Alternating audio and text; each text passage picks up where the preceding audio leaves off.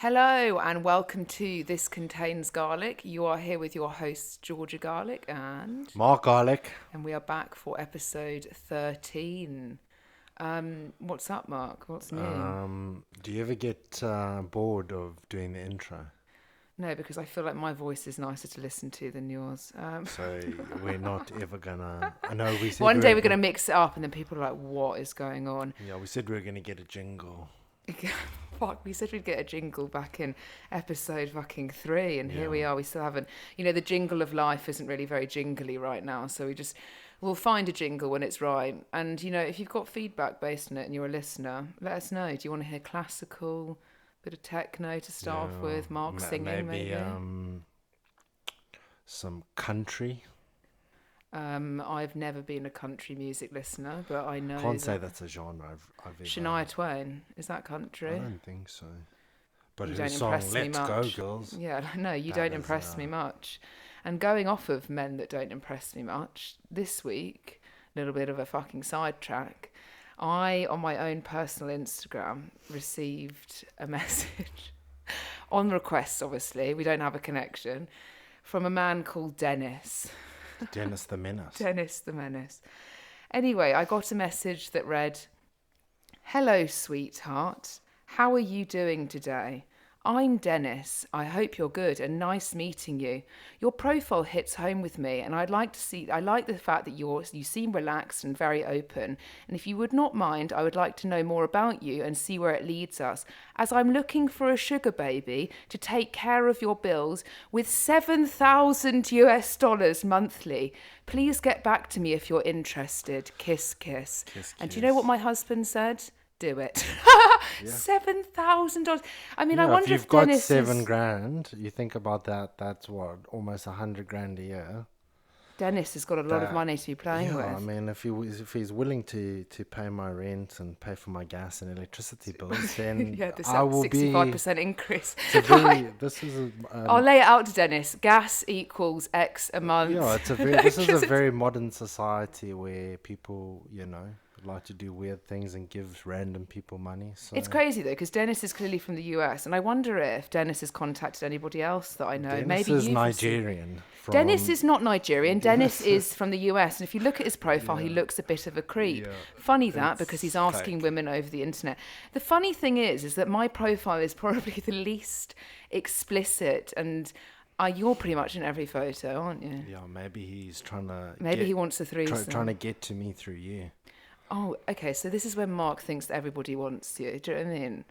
Your entrepreneurial life. Yeah, We had a massive argument the other day because Mark keeps on referring to himself as an entrepreneur, and I'm like, I don't think you know the dictionary textbook of what an entrepreneur really is. Yeah, if you look up the word entrepreneur, you'll It says find a Mark picture Garlic. of my face next to it. And Dennis's, clearly, because Dennis is... Dennis is- It's a bit bizarre, though. I Social mean, I media. wish it was true. That's literally what somebody would just give you $7,000. It is true. It's not the first time. Let's talk about the foot fetish. Yeah, I just don't believe it. What do you mean? One of my friends received 10 grand off of a guy sending a pair of underwear to him. Yeah, I just think that. Yeah, but the thing is, though, a It's a man has slippery openly slope. said that he likes to stick his penis in women's trainers, and whether or not I would be willing to send my trainers to him. I think it's out there. I mean, if you don't ask, you don't get, do you? Yeah. For some women, and I'm not going to lie, $7,000 a month is quite Yeah, that appealing. exchange rate's looking very attractive. Yeah, exactly. Very attractive. Every month, but then it's like when Dennis flies across from the US to the UK, we Yeah. won't be having such a good time, will we? No, we'll rent a hotel room and then we'll beat him up. Okay. That's yeah, I love that, you psychopath. You think Dennis is a bit weird. We You're mug right. him. We mug him. I don't think we We're don't African. We'll take his shoes. we'll don't take his class wallet. me as African. I'm not African. I'm very British, and I'll be dealing with this in a British line cue We'll manner. extort them. We'll extort them. I mean, anyway, moving on. Today we're going to talk about calories and sugar babies, no, jelly babies. We're going to actually just talk about calories, what our thoughts are on, calorie tracking, when is it suitable, what's the vibe with calories on menus, everything to do with calories, because it's another C word of the industry, which I think sometimes can feel like it's the make and break of everybody's life. And sometimes Just slight devil's advocate. There is a certain 20% of that statement, calories do drive the process. So But what process? The process of maintaining good health, yes. not But necessarily not maintaining good necessarily. health, but if you're looking to increase your weight or decrease your weight, having a very basic understanding on calories and calorie intake and stuff like that is I think very actually, handy. based off what you just said on calories in, and, increasing or decreasing, I actually think the most important is this understanding to maintain. Because, when it comes to calories in general, our industry is known for very much saying that is the be all and end all of making progress. Now, progress, as we've mentioned on many podcasts before, comes in many different forms. It's very dependent on the individual. And as Mark said, that obviously calories do dictate a process as such, but more often than not, we see so many people who maybe have been introduced to calories and calorie tracking, but not necessarily in the best and sustainable way.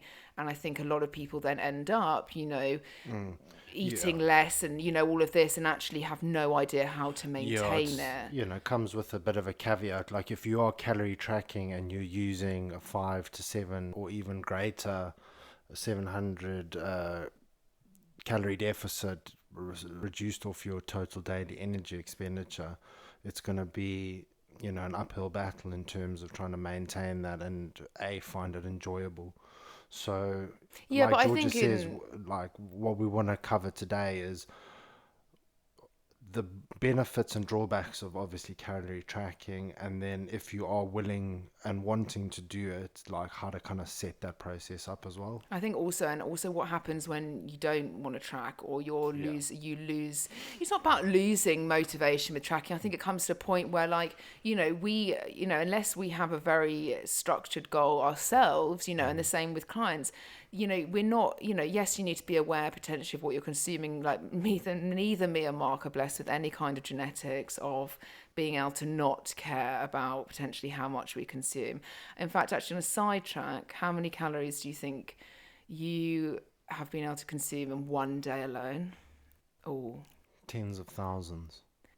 tens of thousands. Yeah, over 10,000, like Easy. I would say 20, 25. 25,000. Easy. How did you consume that many calories? I went to after my last. Did you go to an all-cuisine buffet? Bodybuilding show. I went to Bodine's and I sat down and I had a meal for 8 people, and I literally ate it by myself to the point where there was a group of women sitting across the restaurant, and they were basically like, Has this that's man ever borderline eaten? disgusting. It is disgusting, actually, eating that. It's like man versus food. It's kind of gross. That was just one meal, and then that was then chased down by numerous tubs of Ben and Jerry's. Do you think 25,000? I guess a tub of Ben and Jerry's you'd probably be looking at. Yeah, I ate mean, like four full portions of ribs. I wouldn't have been wanting to be sharing the bathroom with you after that. Know, it's explosive. Oh my God, please don't. You know what? Your bathroom habits have been exposed on this podcast. And I mean, I'm sure if some men are listening to this, you'd probably agree. Men and your bathroom habits, disgusting. Yeah, I mean, in every way. And also, I'd love to know, and I know that some people and other, men that we're friends with and, male friends say the same, that like, why men feel the need to spend so long on the toilet. Like it's like you sit there having a full-on fucking life. Where the world's greatest ideas are invented. You basically your entrepreneurial ideas come on the toilet. That's where you have an epiphany. Do you know what I mean? Is it? Do you really think? Because I just think, why would you want to just mull in this? Do you know what I mean? Just get it, sort it out, get out. Yeah, but your own brand never smells as bad as somebody else's. Your own brand. Do you know what I mean? When you smell Tesco somebody else's own brand versus like, Sainsbury's. Do you know what I mean? Yeah. No, that's different disgusting. gut bacteria. Then obviously it's. Let's not. No, we don't need to go into gut bacteria of different people's smells. We all know that. No, and my parents will always use this against me to try and embarrass me. But like when I was growing up, I just, and still to this day, to a certain degree, have to take my clothes off when I go to the toilet, and that is just a ventilation thing. So like they're like, would you go into an office in a full suit and blazer and blah blah blah and take all your clothes off until you were naked? Yes, I would. I'd have a hanger. I'd hang everything Oh, up you would. because it's just, The way that life needs to I run. sweat so much, regardless of any form of activity Yeah, I know it's kind of actually a bit that level of gross. exertion can cause me to perspire profusely. I don't know why I'm married to. To be quite honest, the way you literally speak about yourself, I'm slightly concerned. I'm just being honest, though. Everybody tries to pretend like everybody's, on their moral high horses, Yeah, but and we all this need is to go to the reality. toilet at some point. Yeah, Like, this is the reality. Not everybody farts roses. You know what I mean? no, I don't think anybody farts roses. In fact, there is a girl that's been shown on the news that's actually selling her farts in jars. Yeah, and You it's need to eat just quite a lot of fibre for if that. you buy a fart in a jar, you really need to examine Dennis, yourself. that's Dennis. Dennis is buying farts in jars. Do you think he would, if he asked you to fart in a jar and I farted in the jar, do you think you'd be able to tell the difference? No, obviously not. These guys are just weirdly obsessed with just weird bodily fluids being preserved for years on end. It's quite concerning. Well, it's like you said the other day that Elon Musk. Oh yeah, Elon Musk seems to be quite a prominent person in the news at the moment. Yeah. Because he looks like the stereotypical billionaire, doesn't he? He's just been photographed very pale, needs a bit of vitamin D needs in to that. get that But at least he's 15 been minutes. working in the office, you can tell. Do you know what I mean? But he's been. You said the other day, doesn't he want to preserve?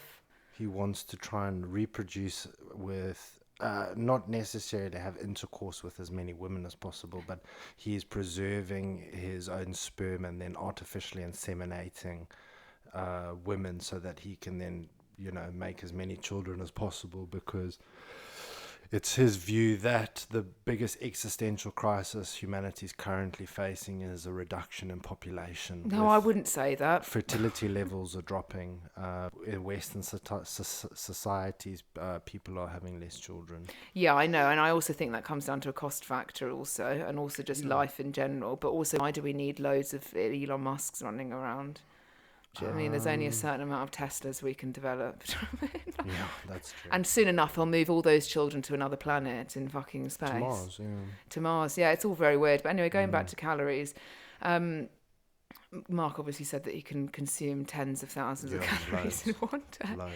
That's a bit gross, to be quite honest with you, but I think it's easily said than done. And I think if you're as going off of like being able to maintain some kind of level of body weight throughout your life, I think it's important to say that you're, as we've said on many podcasts before, your body changes and adapts as you age, and also things change.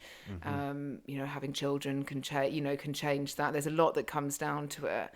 But I think being able to not fall into a yo-yo cycle of restriction and then overdoing it and piling it all back on and then restriction again, and actually understanding that as much as you want to, I don't know, many people don't want to accept that calories are the driving force behind this, but I guess it's very oversimplified way of trying to explain the metabolic processes of the human body to the general population without going into the weeds on the the nuanced topics. Do you know what I mean? Like, yeah, I think though it's important that as we calories are very important, but if you were just eating, let's say, 1,800 calories to 2,000 calories or whatever your calorie intake is, and it was from rubbish processed foods, I use that processed. in inverted commas, but food that doesn't have high amounts of nutrients,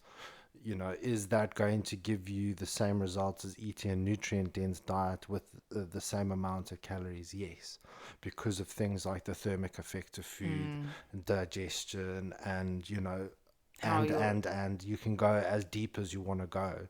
I think one of the first eye-openers to calories was Super Size Me. Is it Super Size Me, the movie? Where effectively the guy, if you listen, you probably watched it at some point or seen it, where the guy consistently ate McDonald's every meal for, I think it was a month, 2 months? Yeah, every 3 times a day for 30 days. And to prove the fact that like McDonald's wouldn't make you necessarily gain weight as such. Was it that? It was something it was an eye-opener. No, it was to show you actually what the impact of eating fast food every single day had impact on your blood lipids and he had low testosterone. He was on his way to being diabetic. His internals were were not declining rapidly, but I think his overall body weight was pretty stable. Yeah, so obviously there is, going off of what Mark said, we like, could be completely wrong. I mean, it was oh my in God. 2000, so you have to watch it. It's on You know, Netflix 2000 was 22 years ago. I know. It's actually kind of, oh God. Mm. Oh dear. And I always think about like 2000, like I always think back when was the iPhone invented, 2007, and then work my way around there. is that To you really like, do you actually live off I of the think feel like like the launch of the iPhone was quite a huge milestone. Well, yeah, for technology maybe. Yeah. Bill Gates would argue that. Yeah, but like Microsoft. everything was pretty rudimentary up until then to a certain degree. There's something about an iPhone, and if you're an Android listener, you know, maybe you'll Or a disagree. smartphone in general. I Because your guess. parents are Android users. I physically can't break the Apple. I've got everything Apple, not to sound like a complete Yeah, twat, but no, I've got everything. I've always run off of Apple. But one of our clients, Mandy, she's just got a whole bunch of Apple stuff, and she's trying to work her way around trying to connect other headphones to this, and it's just not. Yeah, happening. if it's not Apple, fuck off, like, literally. No literally. ways. But no, I think, you know, going off of calories and supersize me, and obviously like that was years and years ago, but I think it opened up the eyes of the fact that potentially, you know, most people in the grand scheme of like weight loss or weight gain, the same with like if it fits your macros and stuff, for many years kind of rode off the fact that you didn't need to really be very considerate about your nutritional profile, when actually you do, and it's becoming more and more apparent that you do need to care to some degree as to how much you're putting in, what you're putting into your body, as to like how much you are as well, because we always say it's very hard to like overeat on vegetables or like something that's like a nutritious low calorie, you know, a lower calorie, high nutrient dense.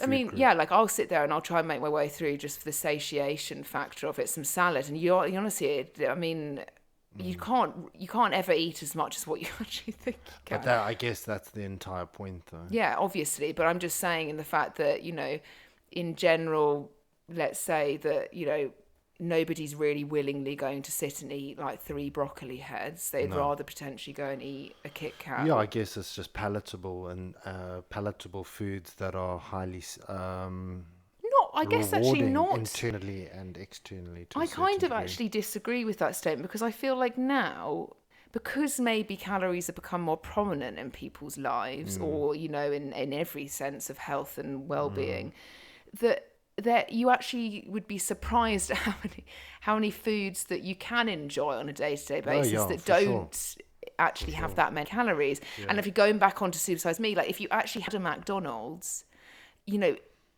and then you weighed it up against potentially going to all organic, plant-based restaurant, do you know what I mean, where you're having a falafel top with hummus and avo and all of that, yes, okay, maybe nutritionally, you're better off not having the McDonald's versus, you know, the McDonald's versus if you go nutrient for nutrient, then but probably if you go better off calories, going plant-based. But yeah, if you go off calories, you'll realise that McDonald's actually doesn't contain as many calories as what you would think it does. It just maybe is not as built up. It's not as fulfilling though. It's not as satiating. Not. So you eat it, and then within an hour or two, you're quite hungry again. Yeah. So obviously, you know, not saying that going to a plant-based cafe and eating a 14-pound bowl But I think a lot of people, all is... the vegetarian and vegan people that we have worked with, are generally quite surprised about the overall calorie content of meals.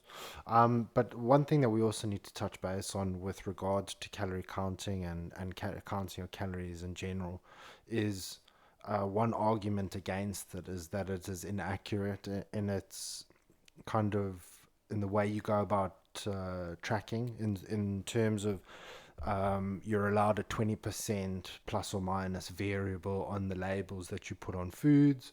Actually, that's a good... Can I interrupt you there? There's something to be very... Yeah, of course, I'm going to interrupt you anyway. There is something that, when it comes to nutritional labels, now for years and years and years, nutritional labels always had salt content, sugar content, nothing to do with protein, nothing to do with the actual necessities of a macro, you know, macronutrients. And I guess people used to look at the back of the packet and say, right, if I eat half of this, I'm going to have X amount of calories. As Mark just said, there is literally government-wise, worldwide, and I know especially in the US and the UK, you are allowed as a food manufacturer to have potentially 20% less or more calories in the product and state the incorrect nutritional information. Yeah. So going off of reading off of packets, that's when something like MyFitnessPal and what's the other one? Yeah, but I guess like you could say that even if you have calories at a restaurant, like, is the person cooking the meal undergoing a stringent, like, methodology where everything is measured, so absolutely every single dish is uniform? I would say in So, some like, branch let's say, chains, for yes. example, in some chains, but like in a restaurant where somebody's using oil, for example, freehand, like the difference between 2 tablespoons and 6 tablespoons is a couple hundred calories. Yeah. So are you always going to consistently get the same amount of calories on that? No, but it's so. Yeah, I mean, it's one of these things where, like, obviously, being aware of anything is great. You don't need to necessarily read. Some people are very anal on reading like every part of the back of the packet, and if you've got severe food allergies, maybe. But realistically, most people don't even know half the contents of like some food.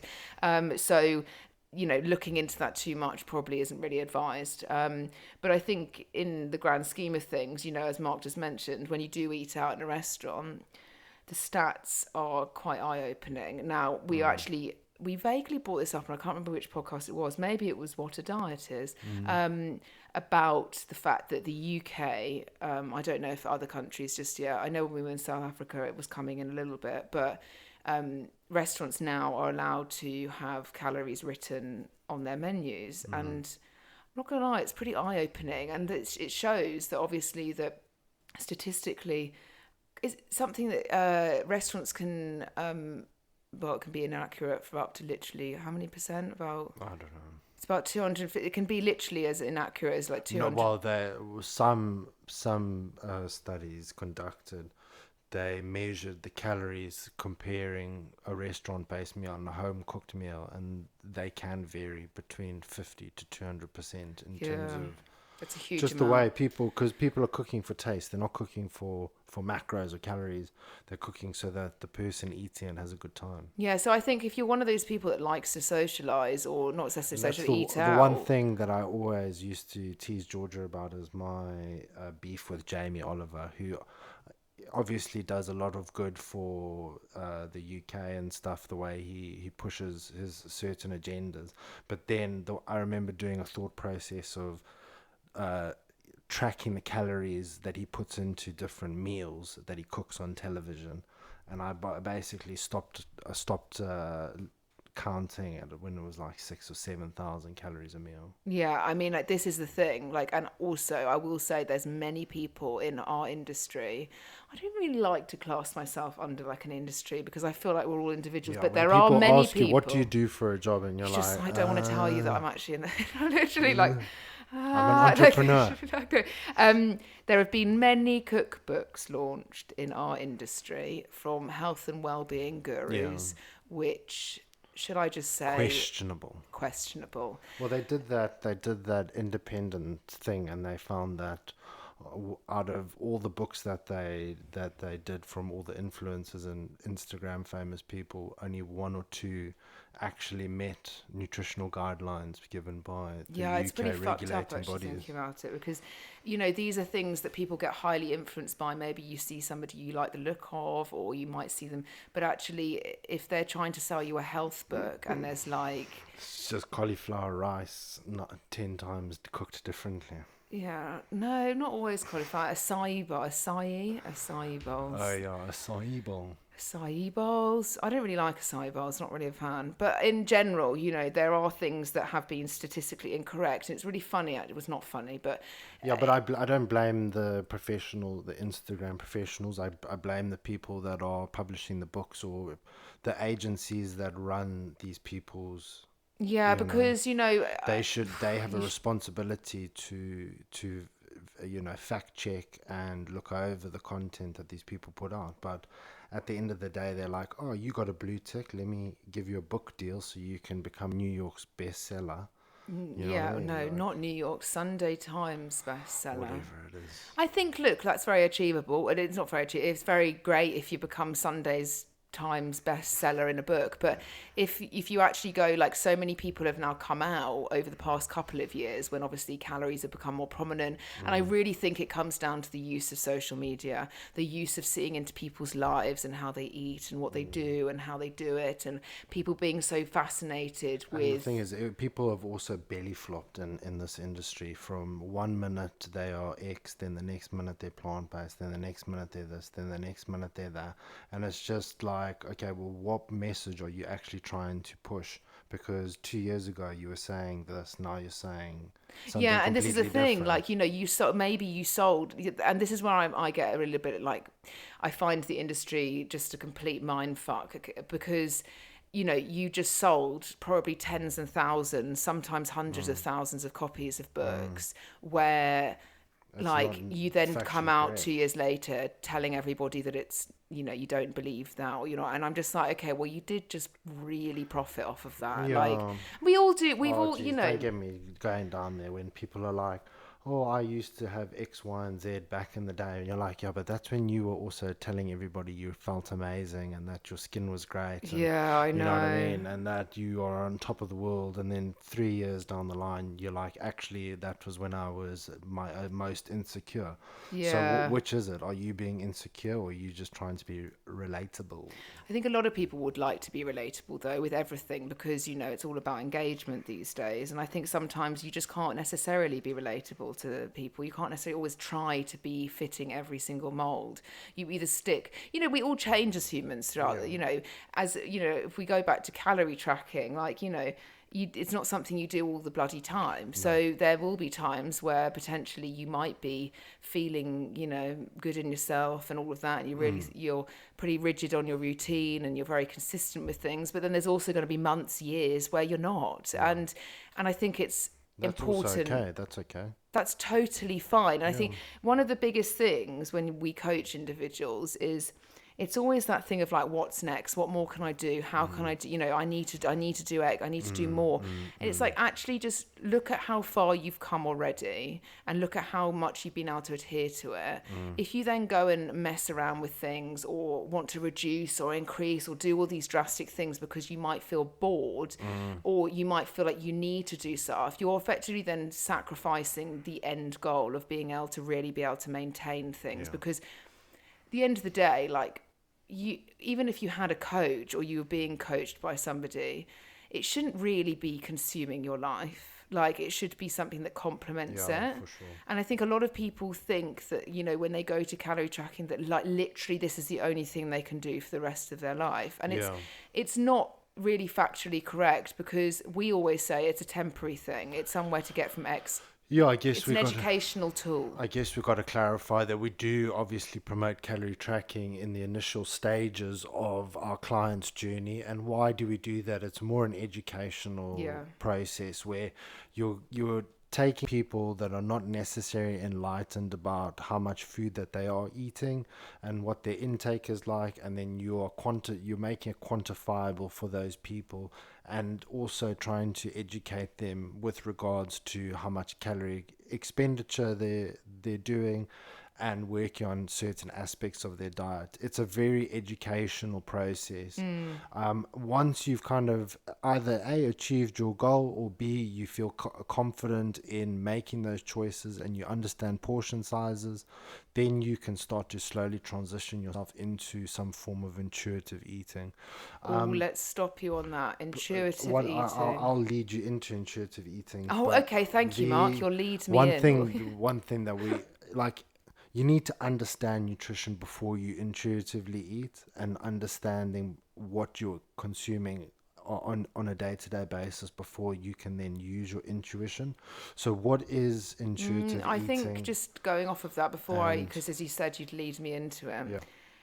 I am a firm believer that not many humans can intuitively eat that well. Yeah. And it's not necessarily because they don't necessarily have control.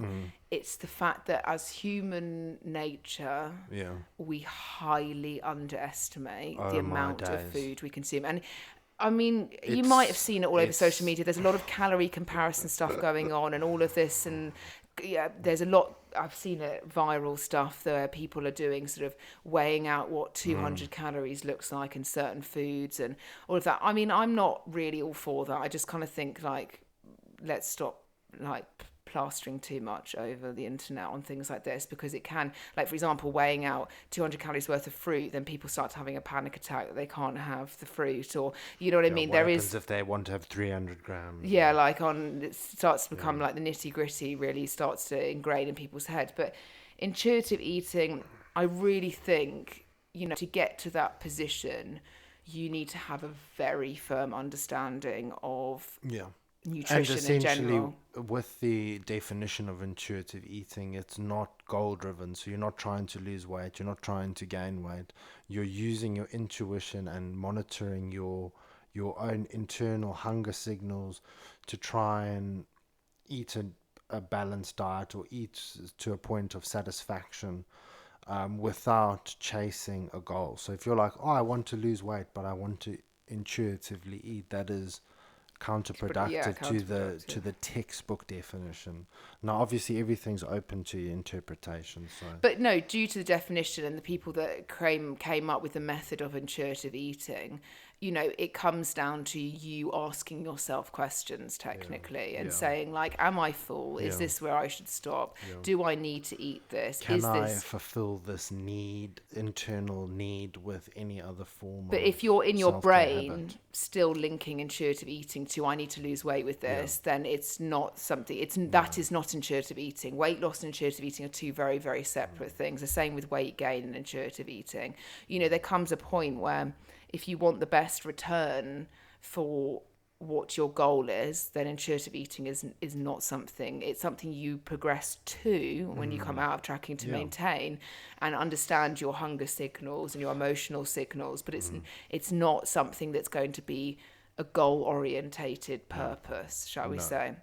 And it shouldn't be. And that's the fact. The whole thing about it was the fact that, in fact, the intuitive eaters are sometimes a little bit against calorie calculating because their argument and method is that we should be full in control of, you know, what we put into our bodies. Yeah, But I mean, there's always going to be arguments for and against, and everybody, you know, gets into their little camps of whoever they support or whatever, you know, habit resonates with them yeah, because of their nature versus nurture. So yeah, I mean, but I I guess guess we're speaking from a coaching standpoint, and as a coach, we want to make sure that we help our clients achieve their goals, make them feel better. So we sit down with our clients and we're like, what would make you feel better? What is your goal? What is your biggest hurdle? They tell us generally 9 times out of 10, it's we want to lose a bit of weight.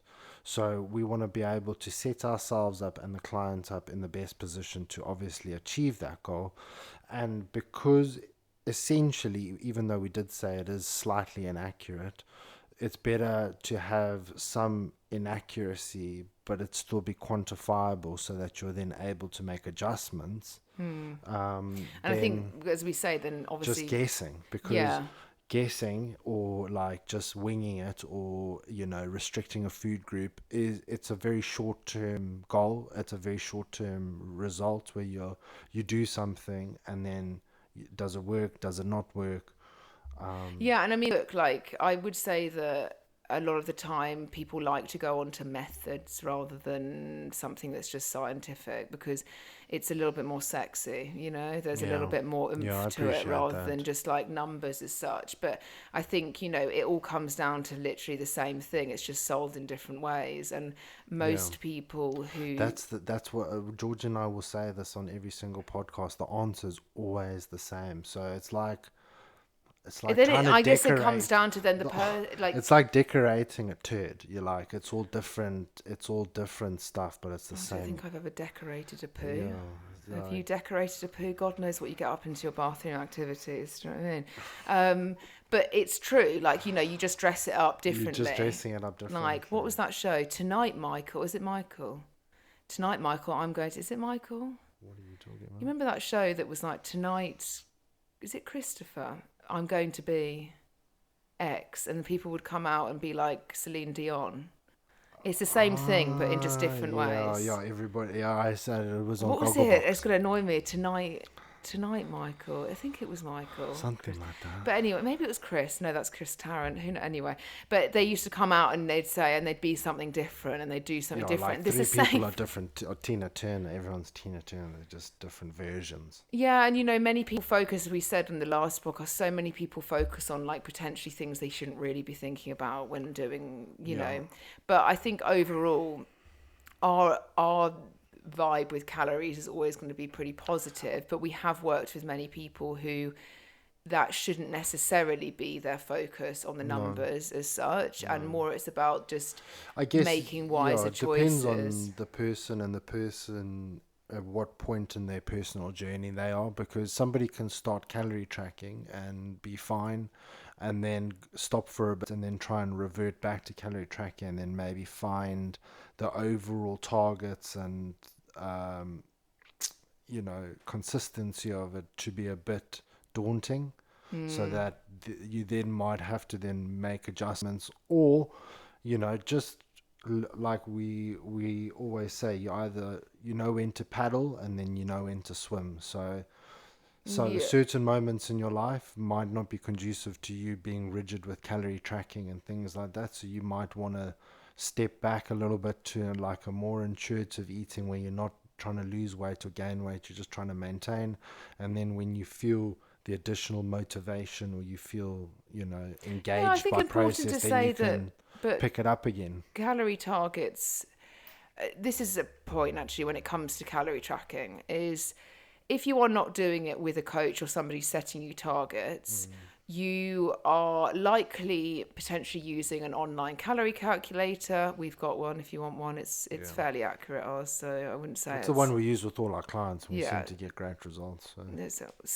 God, you sound enthusiastic about that. They get fantastic results, Mark, but it's not necessarily down to us. It's down to their hard work. Anyway, calorie targets, stuff like MyFitnessPal, where you would then track obviously your calories on and so on and forth. They are known for when somebody wants to look. When you go onto MyFitnessPal and say your goal is weight loss, because majority of people going onto MyFitnessPal, that is the goal, is to lose weight, okay? And statistics show that. They give you the option, how much weight would you like to lose a week? And I can fucking well assure you, absolutely nobody is saying 0.25 to half a kilo a week. They're looking at the 1 pound, the 2 pounds, the 3 pounds, because they're thinking, can I lose a stone in 6 weeks? And at the end of the day, what happens with that, because human psychology, is that somebody goes, I'm going to lose, I want to lose, I've got 10 kilos to lose and I want to lose it all in the next 4 weeks. So I'm going to set my target at X. And so I want that loss. And so your calories end up being like for a small child. And this is where calorie tracking cannot be beneficial. Because if the numbers and the targets are not correct to you as an individual, or it's a massive deficit or you're already setting yourself up for complete fuckery, because you physically as a human, unless you are potentially going through an eating disorder of some degree, and that's a very different situation, but if you are general population and you've gone from never being adherent to anything to then going onto MyFitnessPal and following exact guidelines to lose 2.5 pounds a week, you are going to literally be eating 1,000 calories a day. And when you start to track, you realize how little 1,000 calories actually is. And then you get to the point where you can't find it sustainable and you can't be adherent, and then you go off track and then you blame calorie tracking. No, I would even say that it just really let's affects. Say you might be like, well, that didn't work for me. It's like it does work, but if you're trying to eat at a 500 or 700 calorie deficit every single day, you're going to find it very restrictive. And well, yeah, but I also think that with calories as such, like, it should really be down to look, something like MyFitnessPal, their whole job is literally that. They don't need to do anything other than literally calorie tracking and and making a take your data. database. So they should probably by now have better potential setups on there which stops people falling into that trap of eating very low calorie diets. And we always say this, there's many petite individuals in the world, ones that are 5 foot and weigh much less than what potentially a general population person would weigh, and they can end up, because obviously being a small human and they only really take in the data which you give them, and that can sometimes be a bit of a problem. It's just inputs into a calculator that then makes an equation, which is generally I don't know, Mark. Sometimes Mifflin, St. John, St. John, Mifflin, St. Gregor, or something. No, it's St. John. Is it? Oh my God, Mark! I would Google it, but No, it's basically a predetermined.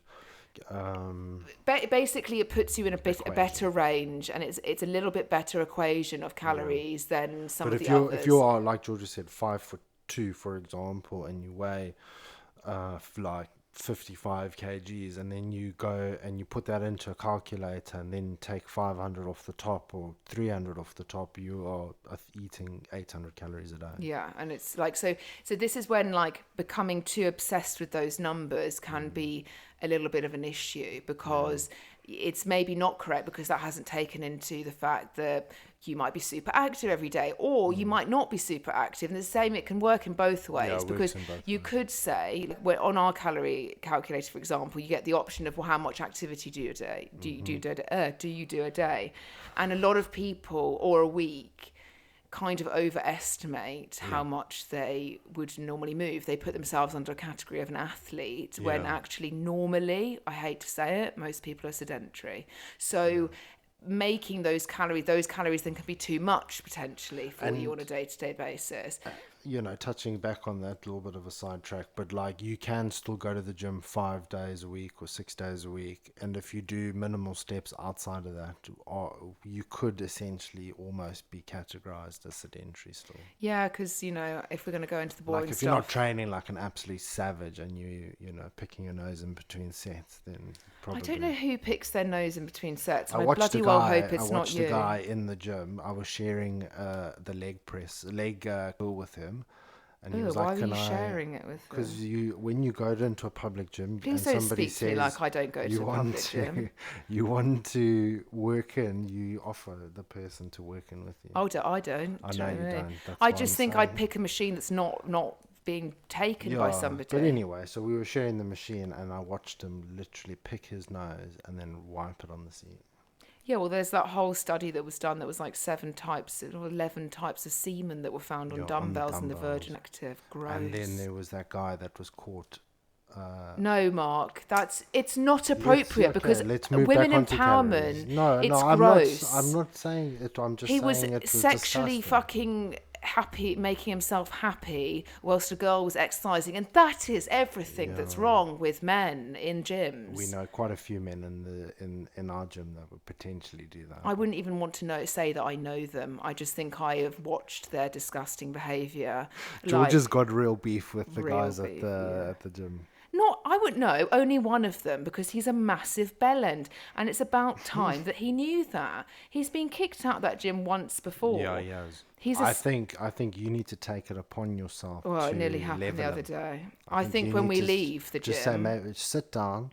I'm not going to sit him down. Yeah, the thing is that he's got zero respect for women in the first place. He literally said to Mark, he took Mark aside and he said, you know what, I've been watching George exercise. It's actually quite surprising for a woman how she's got such good technique. What a twat. At one point, who are you to be fucking looking at me? You know what I mean? Get on with your own stupid Olympic lifting where you can't put clips on the bar, and then you throw it on the ground and all the weights come off and nearly kill just like your general consumer. Yeah. Anyway, and also, at what point, do you know what I mean? Yesterday came up to me, he said, I'm going to take some of that weight off of your hip thrust bar because you've taken it all. I just looked at him, I was just like, shut the fuck up, do you know what I mean? Like, literally. Like, sorry you can't hip thrust as much as me, do you know what I mean? I'm sorry, do you know what I mean? Yeah, not many people can though. No, I don't think many men would, because I think a lot of men are quite weak. Feminist, like, literally. No, I'm all for the fact that, like, it is, you know, going off of those environments, it's just not pleasant. And there are some women that can get on with it, because normally they're the ones that really like themselves, you know, a lot of the time. But I still don't think you're warranted to have any gross behaviour in gyms from men. You know, it's like the same as, like, harassing somebody in public or, like, catcalling them. It should be bloody illegal. I suppose, supposedly it is, but it still happens. But no, I think going back to my side rant of the gym and people You picking get on triggered me. by him. I do get. You know what? Just imagine this. He wears the same t-shirt every day. He's in there every day because obviously we're very regular as well. His same pair of leggings, bright pink socks. He wears dick pants. And he wears dick pants. It's just not in every way. It's I not a just good think look. it's not a good look. And he thinks everybody's his friend. And I just want to tell him that nobody is his friend, and he can't go around speaking about think people. If you told him that, he'd be really sad. No, because he doesn't respect women in the first place. So I just think he'd look at me like, Would he hiss at you? Hiss? Yes. Nobody would come near me hissing. He'll be starting another fist fight. No, I'm joking. I'm not a violent person. You have punched somebody in the face, though, haven't you? What do you mean punch somebody in the face? You have punched somebody in the face. Once in my life, and I was kickboxing. There you go. Yeah, I don't think we should bring up. How did that make you feel? I mean, obviously, like, boxing, I think, is a fucking fantastic sport to just letting it all out.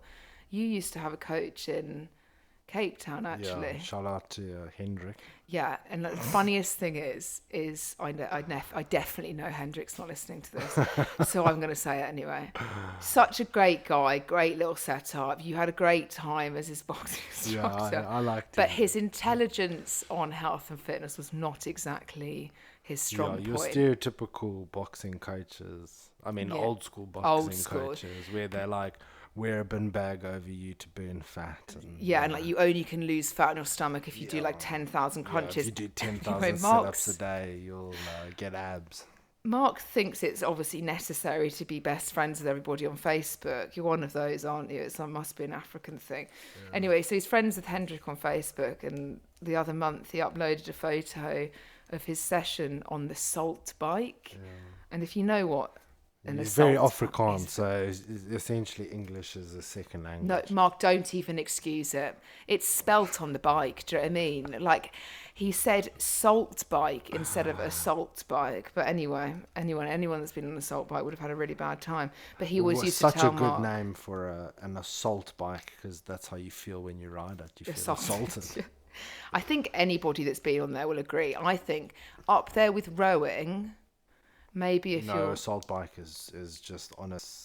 Yeah, you're like, can you just burn 10 calories on the assault bike as like a target? And it's just like, so many of my clients have always said to me, like, I always hated you. Very handy piece of equipment. We used to have one in the gym. It was great. Your general buy-in for that is minimal. Talking of calories, you'd burn a fucking load of calories on an assault bike if you went at a decent pace. Yeah. I do hats off to those that can like... go like out when they you do know, CrossFit games, Jesus Christ, watching and those like CrossFit 20 calories and then a handstand walk and then lunging with 7,000 kippers to the bar and like handstand push-ups and then climb up a rope and then run 10 sandbag miles. 10 miles. I watch those CrossFit things and I go, rather you than me. There are some people that we know as coaches that are very, very fit in CrossFit. I think CrossFit's great actually for community. In fact, the next gym we're going to train at is a little bit of a CrossFit gym, but it's got an insanely good strength setup. So I can't wait. Yeah, can't wait. No, we're not going to have dick pants. That's for fucking certain. Well, I bloody well hope not. Normal pants. I would only wear. I know this is going to be quite crude, but I'd only wear dick pants if I had a big jack.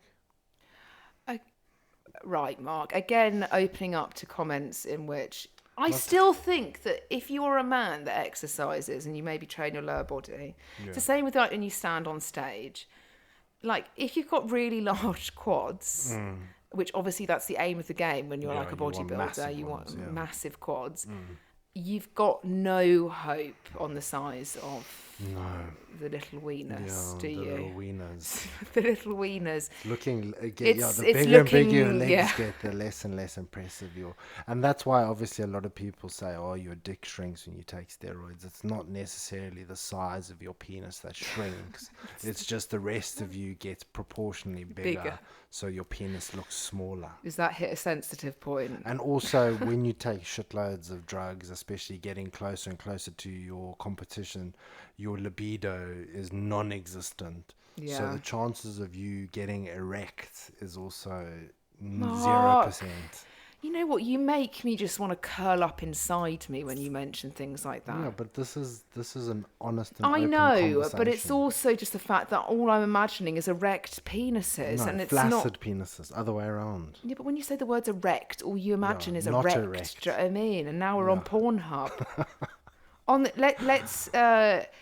So we obviously are a massive fan of Kit Kats, Yes. and we bought those packets of like what's it, 9 fingers. Yeah, You know those ones, the 2-finger Kit Kats Yeah. in a multi-pack, okay? And we came to realise that on the back of a Kit Kat packet, and if you were brought up in the UK as a child, you would have been aware of a penguin bar, and a penguin bar always used to have like jokes on the back. Yeah, or a Freddo. Did Freddo's used to have In them? Zimbabwe, they did. Oh, that's a in different. Zimbabwe. I don't know. I've never They seen used to them. have jokes in I eat it too quickly to actually realise what. Anyway, we realised they've got some really good would you rathers on the back of the Kit Kat packets, and I was like, okay, this is quite good. And we're not sponsored by Kit Kat, but we should be after this with all of our thousands of downloads. We also consume a lot of Kit Kat as well. Now, question is, Mark, how do you eat a Kit Kat? Do you eat a Kit Kat straight on, like chomp, chomp, chomp, or do you bite around the sides? I unwrap it, take it so it's completely bare. Do you not and break then it? I just Go double finger. just double finger the double finger.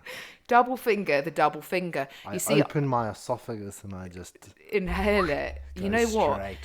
I would say I'm the complete opposite. The same with a mini roll. I've got to eat the outsides, break it in half, eat the outsides, then eat it apart, wafer layers, and then I'm satisfied. The same with a Twix. No, I eat it whole. In fact, I don't even chew it. I just swallow it. So I think we're going to end this podcast with a bit of a would you rather. Yeah, can I go first? Jesus, okay. Yeah. Would you rather unknowingly have tissue paper stuck to your shoe or be left waiting for a high five in public? First of all, I never high five people. So, I don't know. Depends on the situation in public with the toilet paper. There's nothing worse than toilet paper stuck to your shoe. But then what's worse is having like your knickers tucked into like a dress or something like that. I would say I think I'd rather be pied on a high five. You'd rather be and walk around with Tissue. Tissue. I hate the word tissue. I think getting aired in public it's cringy. It's cringeworthy. I just don't ever high five people. So The thing is, most men, right? There's a social experiment a mate and I did a couple really? years ago. Oh yeah, what was that social experiment? If you go on a night out and random men walk past you, if you put your hand up to high five them, 90% of a guy, even if they're randoms, will high five you back. Okay, so your social experiment was taken on 2 men, you and your friend, and you went out on a night out. We just high fived as And many high-fived- guys as many as we could. Okay, and this is again a little bit of a loser behaviour to do that. I can certainly say that if a woman did it to a woman, I don't know. No, I don't think. I've never really come across that many women that high five each other. Women don't really high five each other. It's really a guy thing. It's because you do a clasp, do you know what I mean? Like one of those bro hugs. Oh no, you're not hugging strangers, you're just high fiving them, or a little fist bump. No, but whenever you see a guy, Mark, that you know, you do that thing where you like clap again, you know what I mean? Slightly link arms. It's like you're about to fucking country dance. Like link arms and sort of like hit the shoulders. Do you know what I mean? The clap. Hit the shoulder. Oh. You know, that hard clap. You got to assert your physical dominance. In fact, funny enough, we were saying this yesterday because we've been at a car dealership because we've had to buy a new car recently. When I shake somebody's hand, I go in death. with bad intentions. The salesman was really quite scared, I think, because you got to go in with a hard I grip. go in deep and I He go. was ready to and fucking I run away. squeeze. Got to know that dominance, do you know what I mean? You've got to know that. You've got to know. A firm handshake, I mean, not too firm, especially if you're in a job you interview. go Like, hard. don't No, press. not obviously with ladies, but if it's with another dude. What the fuck's wrong with game on. ladies? You don't want to crush a woman's hand, like squeeze her, and she's like, "What are you doing?" Yeah, what you fucking creep. Yeah, what are you doing? It's like, I've got a fetish for squeezing women's hands. Yeah. No, I got it from back to Dennis. my uncle. Was like Uncle Walter. He was 6'4". He was a massive dude, and he used to just annihilate you. I would say that actually in my family, I know probably a lot of the men would have quite a weak handshake, actually. Yeah, but that was his thing though, because his hands were so big, and he was quite a rough and a hard bugger. Can you stop saying, what do you mean? Why do you say hard? It's just bringing it back to the erect situation. Yeah. Anytime. So Okay, yesterday, George and I went and we crushed this dude's hand. Yeah, fucking to hell. back- At least we back made to some back. money, do you know what I mean? Literally back to back. Hi, nice to meet you. Yeah. Fuck, I've And literally if got to you go sh- to If physio we now. shake hands and we do and you do that little, just touching the fingers, then What, like just a little bit of a, what's yeah, it, like a wet clasp? No, I can't do that. You know I'm what I mean? judging. Just like a little tap. I'm sorry, but I'm judging. Are you judging? Yeah, I'm judging. That's very judgmental of you. Funny I that. know it's really close-minded of me, but I'm open to admitting it. And So you're a bit of a bell end. There we go. Yeah. Would you rather sing everything you speak or dance every time you walk? I would rather dance every time I walk. No. Do you know what? I just wouldn't speak. I'd be a mute. So I'd rather not look like a complete weirdo in public. Do you not remember when we used to live on the Fulham Road in London, that woman that used to dance up the road? And honestly, you don't do yourself many favours. I know dancing's a way of expression, but within a dance, not when you're Yeah, but walking. you could sit down and not walk and be normal, So or you you could sit down and be singing every time. Yeah, you're I just wouldn't talking. speak. I'd rather be a mute. Just learn sign language then, I guess. Yeah, I think that's a wonderful thing. Yeah. I mean, imagine pretending that Yeah, you're a that's mute and true. actually you can speak. I lost my voice once for 12 weeks. I had to go through speech therapy. In Yeah. fact, I had to write everything down on a whiteboard, literally. And for somebody that knows me, I speak far too much for that to have gone wrong. So I'm sure my parents loved it when I lost my voice for 12 weeks. Probably not when they had to pay for the speech therapist. Yeah, when they were like, that will be 4,000. And then I got my voice back on a jet ski in Thailand. So yeah, that's the story. It's weird when you're like, I had a lisp for like a year. I think you still do have a lisp, actually. Thanks, Thanks. Slight lisp. Okay. One more. What's the next one? Oh yeah. Would you rather have to parallel park every time you go out, or be caught in every single red light? I'll parallel park. Parallel all the park, time. hands down. Yeah. Like being stuck at red lights, and if you live in London, oh my god. You know, we've obviously just mentioned we've been going to car dealerships, and they're always in the weirdest areas of London, and we've had to like drive across London. It says it's like 10 miles away and it takes like 2 hours. Absolutely annoying. And when the traffic light stops, even when you're on the bus or anywhere, it's just irritating. You know you're having a good day when you can drive and it's all green lights. Yeah, I'm quite confident with my parallel parking. So. Well, I think if you're having to go 20 miles per hour in London, you're guaranteed to be stuck at a red light, probably, aren't you? Anyway, that's But a little that would be segment of Would You super Rather. convenient if you just drive around, or you just hit green lights all the way you're going. That would be. Yeah, well, some people drive like they hit green lights and it's not a green light.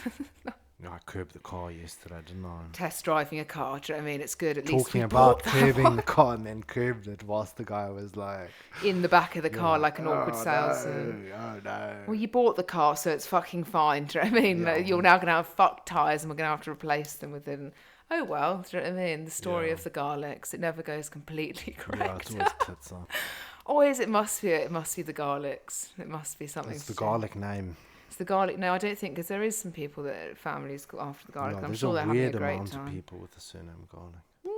Nowhere in the UK have I ever come across somebody with the surname Type garlic. it into Facebook and see there's thousands. Yeah, but you just never know what's fake and real on Facebook. So garlic spelled CK, Yeah, maybe. Yeah, there are tons. Well, it's a very well-known South African garlic family. They are multi-millionaires in the retail industry, aren't they? Yeah. Funny that, related to that family. Yeah. Anyway, guys, a little bit of a chit chat on calories today and Yeah. just our general viewpoints and opinions. We will be back next week with another podcast. Yeah. In the meantime, any questions, you can Yeah, send let them us our know. way. And maybe at some point, the Garlics will have a jingle. Anyway, guys, great speaking to you, and we will chat to you soon. Have a good day. Have a good day. Bye. Bye.